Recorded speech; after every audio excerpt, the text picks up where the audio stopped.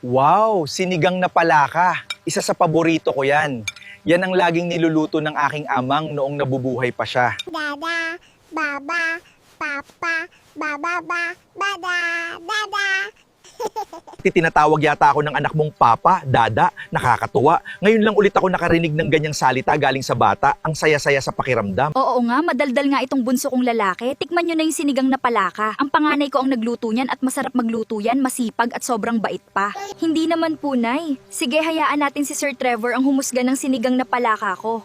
Kamusta po, Sir Trevor? Masarap po ba? Lea, ang sarap mong magluto. Kuhang-kuha mo yung asim ng sampalok, yung lasa ng gabi sa sabaw. Kaya para sa akin, 10 out of 10 ang score nito. Kalasa ng luto ng aking amang. Totoo po yan, Sir Trevor. Masarap po talagang magluto yan si ate. Kuwang-kuha niya po ang luto ng aming itay. Kasi siya po nakamana na panlasa at talento ng aming itay. Alam mo po, Sir Trevor, malapit na po kaming yumaman kasi may trabaho na po kami, tsaka nakakatulong na kami kay mama. At tsaka, nag-iipon na din po amin ng pera para makapag-aral na kami sa darating na pasukan.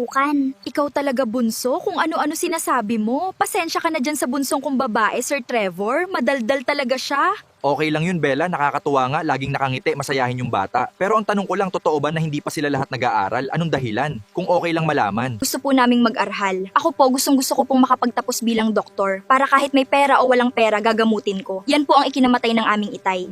Dahil sa wala kaming pera, hindi ginamot ng ilang ospital ang aming itay. Hanggang sa naubusan na siya ng dugo at nasawi sa loob ng ambulansya. Sana nga mga anak, sa susunod na taon ay makapag-aral na kayong lahat. Kaya kailangan nating kumayod at magsikap, mag-ipon para makapasok na kayo sa eskwelahan. Payo ko lang sa inyo, unahin nyo muna ang lumipat ng bahay. Naiintindihan ko, medyo malaki na ang nagastos nyo dito sa bahay, kuryente at pagpapaayos ng bahay, pero magtatag-ulan na sa susunod na buwan.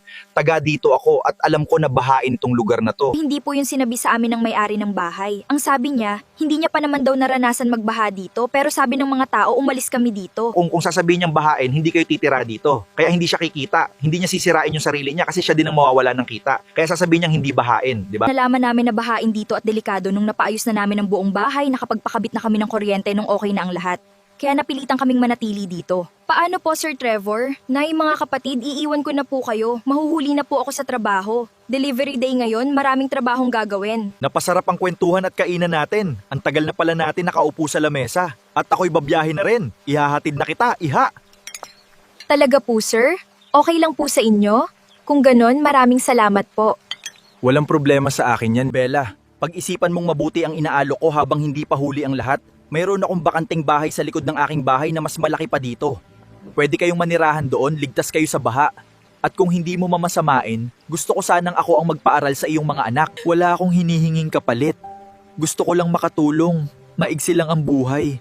Dapat gumawa tayo ng mabuti. Napakabuti niyo, Sir Trevor. Wala akong masabi sa kabutihan ng inyong loob. Pag-iisipan ko pong mabuti at kakausapin ko ang aking mga anak. Maraming salamat po. Iha, malayo ba dito yung trabaho mo?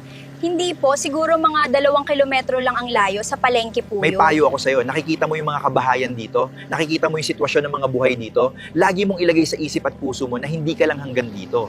Ipakita mo sa iyong itay na kahit nasa kabilang buhay na siya, ay kaya mong tuparin ang pangako mo sa iyong mahal mga sa buhay. Opo, Sir Trevor. Gagawin ko po ang lahat. Salamat po sa pagpapalakas ng loob